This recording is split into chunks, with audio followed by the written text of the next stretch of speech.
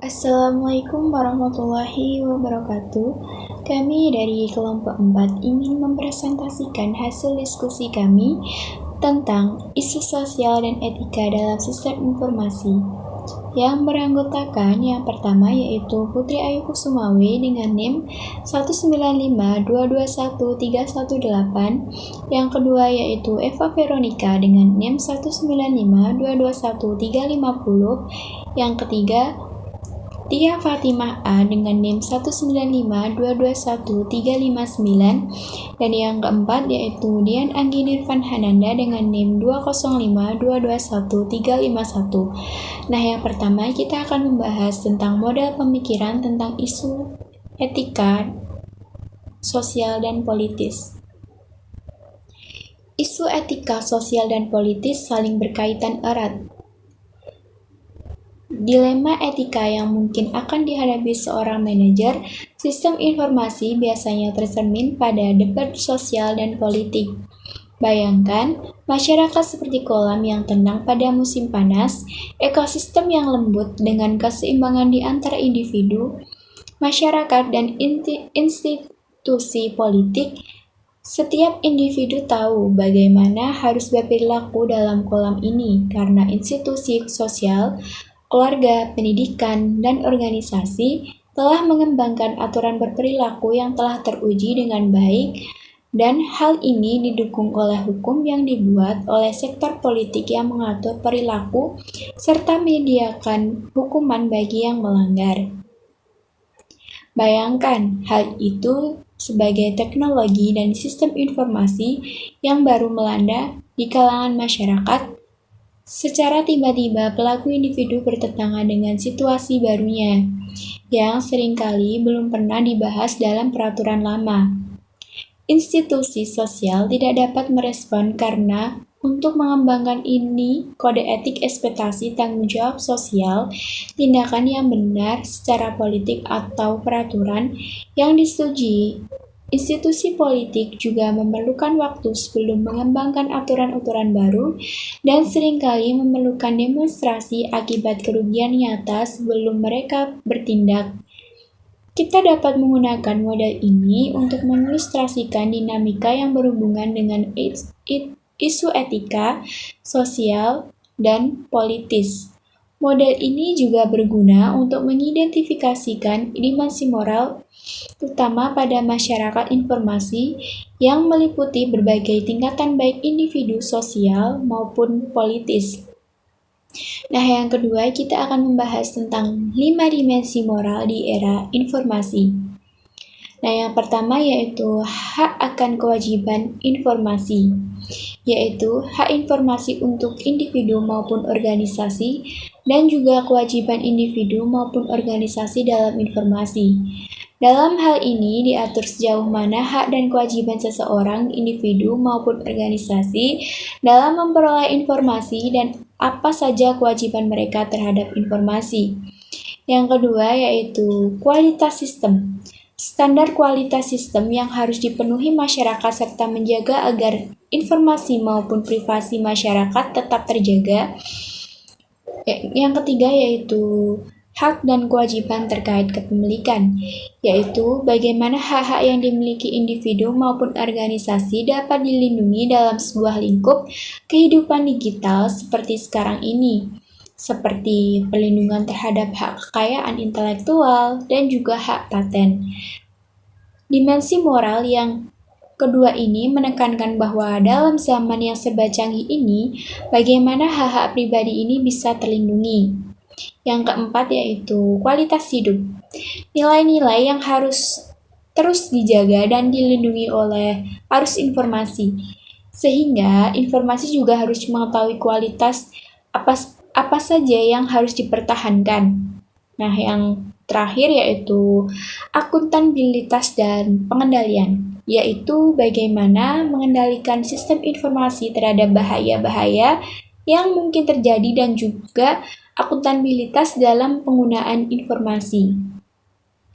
Nah, kita akan membahas lagi tentang tren utama dari teknologi yang mengedepankan isu etika. Isu etika telah mendahului teknologi informasi sejak lama. Namun, teknologi informasi telah meningkatkan perhatian tentang isu etika, mengganggu tatanan sosial yang telah ada dan membuat beberapa aturan menjadi kuno atau beberapa menjadi lumpuh. Ada 4 tren utama dari teknologi yang bertanggung jawab terhadap tekanan-tekanan di bidang etika, kemajuan dalam teknik penyimpanan data serta biaya penyimpanan data yang menurun dengan cepat telah bertanggung jawab, telah menggandaan database tentang individu, karyawan, pelanggan, dan dalam pelangganan potensial yang dikelola perusahaan swasta maupun pemerintah. Kemajuan dalam teknik analisis data bagi penggabungan data berkapasitas besar adalah tren dari teknologi lainnya yang memiliki perhatian di bidang etika, karena perusahaan dan lembaga pemerintah dapat dengan mudah menemukan informasi pribadi seorang secara detail atau terperinci. Perusahaan juga dapat mengumpulkan dan menggabungkan potongan-potongan informasi yang tak terhitung banyaknya yang tersimpan dalam komputer-komputer. Kemampuan komputer dalam mengombinasikan data dari berbagai sumber dan menciptakan catatan pribadi seseorang. Etika dalam masyarakat informasi. Yang pertama ada konsep dasar. Konsep dasar ada 3, yaitu responsibilitas. Responsibilitas merupakan pertanggungjawaban yang merupakan elemen utama dari etika, yaitu kewajiban atas keputusan yang dibuat. Yang kedua, akuntabilitas. Akuntabilitas merupakan mekanisme bertanggung jawab dalam mengambil tindakan. Yang ketiga, liabilitas, yaitu perluasan konsep dari responsibility yang mengarah lebih jauh ke bidang hukum. Selanjutnya ada analisis etika, yaitu ada 5. Yang pertama, identifikasi dan gambaran fakta secara jelas. Yang kedua, identifikasi nilai-nilai tinggi yang terlibat. Yang ketiga, identifikasi pihak-pihak yang berkepentingan. Yang keempat, identifikasi pilihan-pilihan yang beralasan kuat yang bisa diambil. Dan yang terakhir, identifikasi konsekuensi-konsekuensi yang mungkin terjadi dari pilihan yang diambil. Selanjutnya ada prinsip utama etika. Yang pertama, perlakukan orang lain seperti yang kamu inginkan orang lain perlakukan kepadamu. Yang kedua, jika suatu tindakan tidak pantas bagi setiap orang, maka tidak pantas bagi seseorang. Yang ketiga, jika suatu tindakan dapat dilakukan berulang-ulang, maka tidak dapat diterapkan secara menyeluruh. Yang keempat, ambil tindakan yang memberikan kerugian paling sedikit. Selanjutnya adalah kode etik profesional. Yang pertama, hindari merugikan orang lain.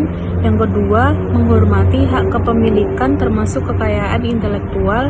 Dan yang terakhir, menghormati privasi seseorang. Beberapa dilema etika dalam dunia nyata. Sistem informasi telah menciptakan dilema etika yang baru, yang salah satunya berupa rangkaian kepentingan yang saling berseteru satu sama lain. Sebagai contoh, banyak perusahaan telepon berskala besar di Amerika Serikat menggunakan teknologi informasi untuk mengurangi jumlah tenaga kerja mereka. Perangkat lunak pengenal suara mengurangi kebutuhan operator manusia yang memungkinkan komputer mengenali respon pelanggan lewat serangkaian pertanyaan terkomputerisasi. Banyak perusahaan mengawasi apa yang dilakukan karyawannya di internet untuk mencegah mereka membuang-buang sumber daya perusahaan pada kegiatan yang tidak ada hubungannya dengan bisnis.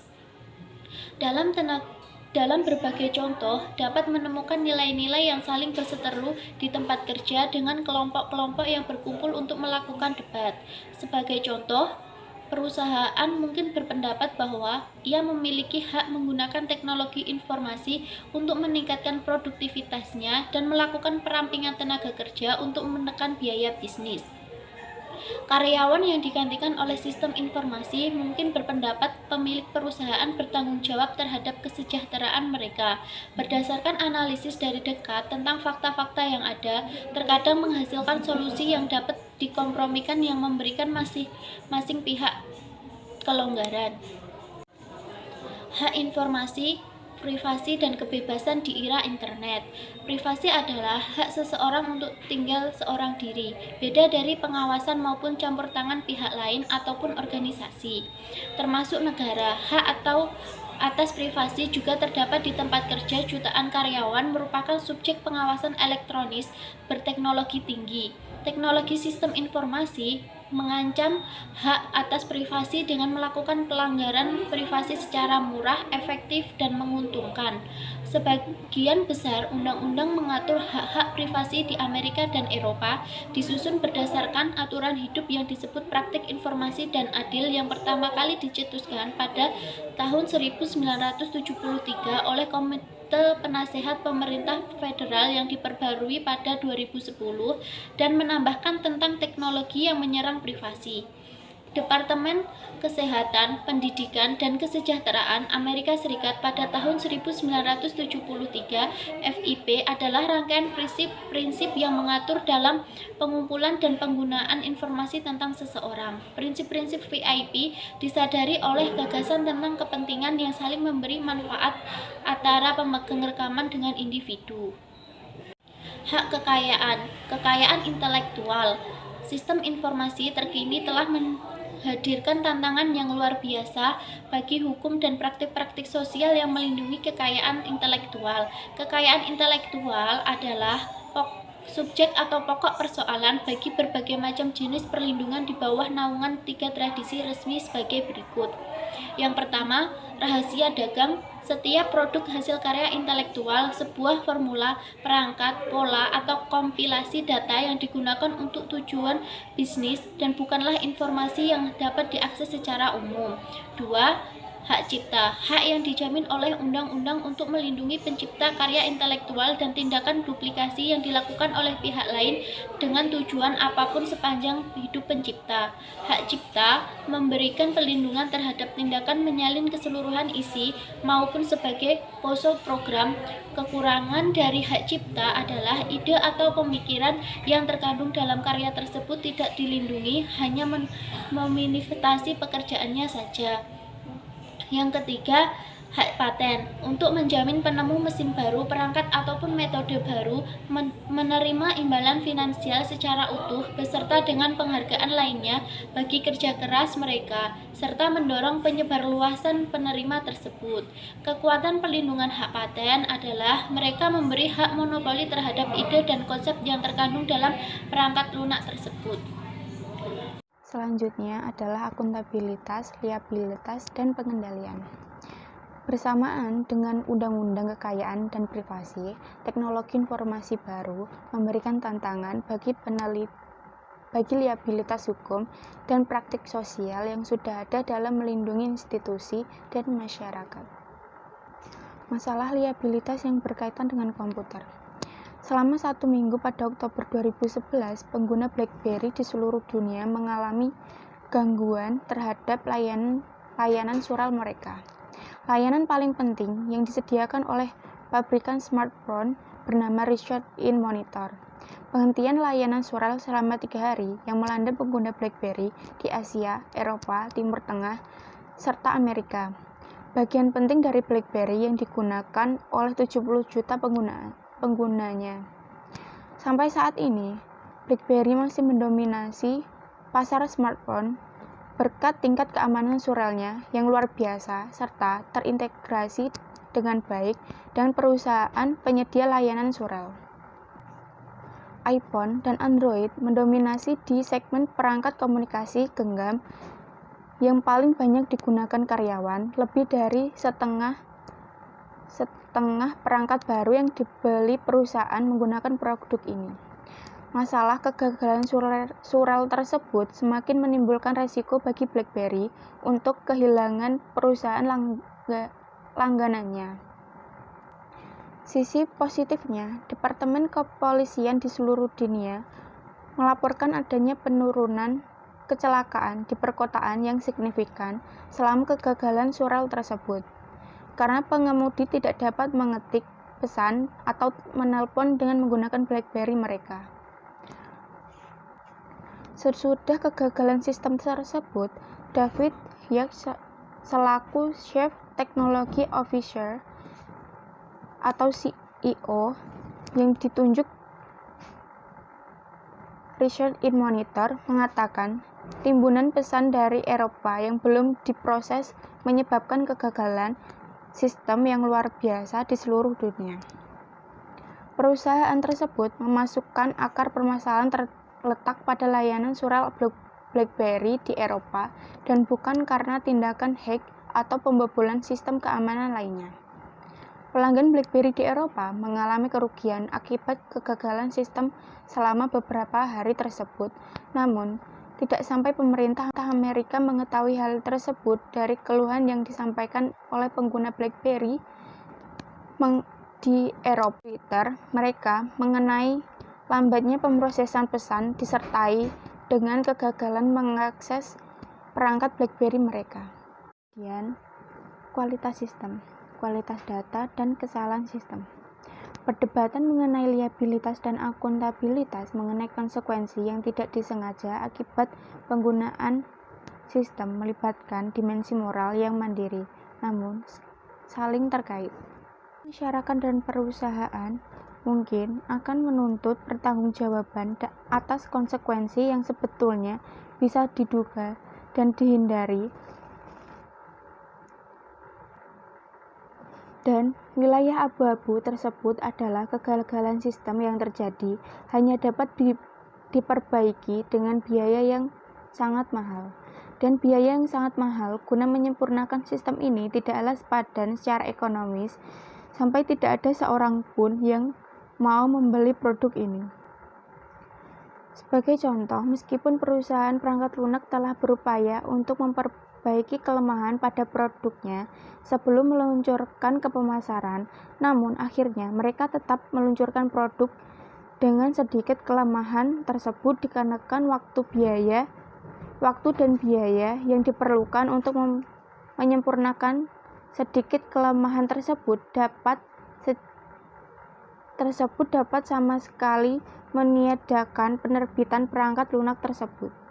Meskipun celah atau kelemahan pada perangkat lunak dan kerusakan pada fasilitas tersebut merupakan hal yang lumrah, sejauh ini sumber kegagalan sistem dalam organisasi bisnis adalah kualitas data. Hanya sedikit perusahaan yang secara rutin menguji kualitas data mereka, namun perusahaan perorangan melaporkan tingkat kesalahan pada data berkisar antara 0,5 hingga 30%. Selanjutnya, kualitas hidup, keadilan, akses, dan batasan. Beban sosial negatif dalam memperkenalkan teknologi dan sistem informasi terus meningkat seiring pertumbuhan kekuatan teknologi.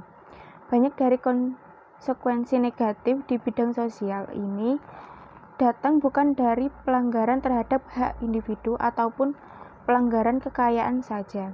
Namun, konsekuensi negatif ini dapat sangat merugikan individu, masyarakat, dan institusi politik sekalipun.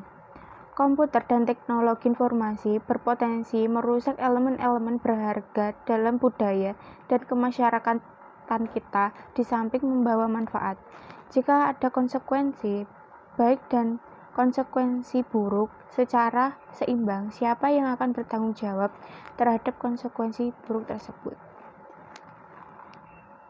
Menyeimbangkan kekuatan pusat versus tepian. Kekuatan di awal era komputer begitu besar. Komputer mainframe yang terpusat akan memusatkan kekuatan seluruh sumber daya suatu negara sehingga menghasilkan masyarakat Big Brother atau suatu negara yang seluruh penduduknya diawasi oleh komputer. Peralihan menuju sistem komputasi terdesentralisasi atau menyebar dilengkapi dengan ideologi pemberdayaan ribuan pekerja dan pendistribusian pengembalian keputusan di tingkatan yang lebih rendah telah mengurangi kekuatan terhadap sentralisasi kekuatan di institusi pemerintahan. Akan tetapi, pemberdayaan seperti yang diulas pada banyak majalah bisnis terkenal menjadi hal yang terkesan sepele. Karyawan tingkat rendah mungkin diberi wewenang untuk mengambil keputusan dalam perkara-perkara kecil. Namun, keputusan-keputusan yang penting masih terpusat seperti dulu. Kecepatan perubahan, berkurangnya waktu, respons terhadap persaingan.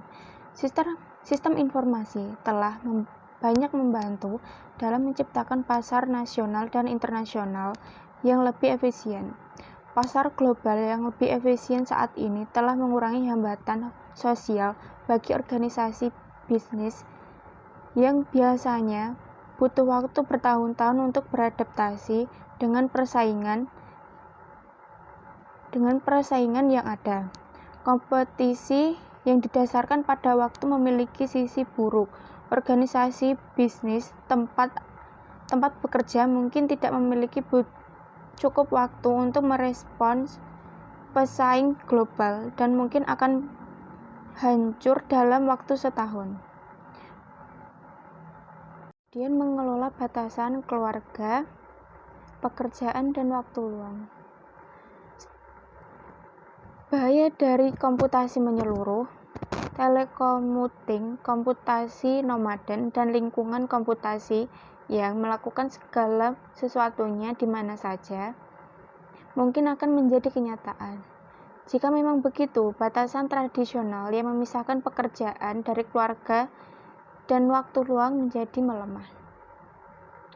Kemajuan sistem informasi yang didukung oleh pertumbuhan bidang pekerjaan yang menuntut ilmu pengetahuan menyebabkan semakin banyak orang yang dapat bekerja sambil berkomunikasi dengan keluarga dan teman-temannya. Payung pekerjaan berkembang semakin luas, mengubah batasan kerja 8 jam per hari menjadi waktu dalam perjalanan, waktu libur, dan waktu luang lainnya. Meskipun menghabiskan waktu luang di depan komputer mengancam hubungan sosial yang akrab, penggunaan internet secara luas untuk tujuan liburan dan rekreasi telah membawa orang-orang jauh dari keluarga dan teman-teman mereka. Bagi kalangan remaja, hal tersebut dapat menimbulkan perilaku antisosial yang merugikan, seperti cyberbullying. Semakin melemahnya institusi ini akan menimbulkan risiko yang nyata dan jelas. Secara historis, keluarga dan teman-teman telah menyediakan dukungan yang kuat bagi mekanisme individu dan mereka berperan sebagai titik penyeimbang dalam suatu masyarakat dalam mempertahankan kehidupan pribadi seseorang, menyediakan tempat bagi orang-orang untuk saling bertukar pikiran, memungkinkan seseorang berpikir dengan cara yang berbeda dengan atasannya serta mimpi-mimpinya. Kemudian ketergantungan dan kerentanan. Saat ini organisasi bisnis, pemerintahan, sekolah, dan perkumpulan pribadi lainnya seperti gereja sangat bergantung pada sistem informasi. Meskipun ada risiko yang tinggi terhadap gagalnya sistem ini. Dengan sistem-sistem saat ini yang sangat luas cakupannya, seperti sistem telepon, betapa mengejutkannya fakta bahwa tidak ada aturan atau kekuatan pembuatan standar tersedia yang mirip dengan teknologi telepon, listrik, radio, televisi, yang memiliki fungsi layanan umum lainnya. Tidak adanya standar dan kritisnya beberapa aplikasi sistem mungkin akan membutuhkan standar-standar nasional dan mungkin pengawasan dari segi regulasi. Kejahatan dan penyalahgunaan komputer. Teknologi baru termasuk komputer telah menciptakan peluang baru bagi pelaku kejahatan dengan jalan menciptakan item-item yang berharga untuk dicuri. Cara baru dalam mencurinya, serta cara baru dalam merugikan orang lain. Kejahatan komputer atau computer crime adalah suatu rangkaian tindakan ilegal atau cacat hukum yang dilakukan lewat penggunaan komputer atau terhadap suatu sistem komputer. Komputer maupun sistem komputer dapat menjadi objek kejahatan atau menghancurkan pusat komputer atau file-file suatu perusahaan, ataupun alat dalam melakukan kejahatan mencuri data dari komputer lain dengan cara memperoleh akses secara ilegal ke sistem komputer tersebut. Sederhananya, suatu sistem komputer tanpa wewenang atau hak dengan tujuan merugikan meskipun tanpa sengaja dapat dianggap sebagai kejahatan yang sah.